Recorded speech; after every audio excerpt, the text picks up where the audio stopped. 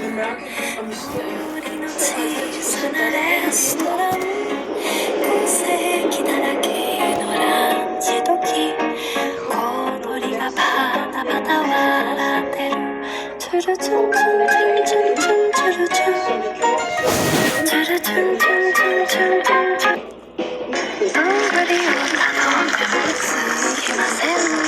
Den riges hipsterby, som straks var i social klasse 5, da værket lukkede det hele. Middelbo var ved at gå under.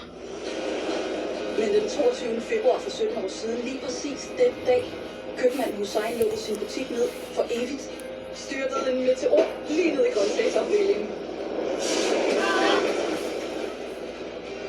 Og det var vendepunktet for Middelbo. De kom fra nær og fjern for at se hullet i Middelbo.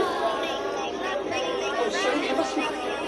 Han fik lavet små snekugler med meteor i. Tryk t-shirts, lavede kasketter, kopper, det skabte jobs.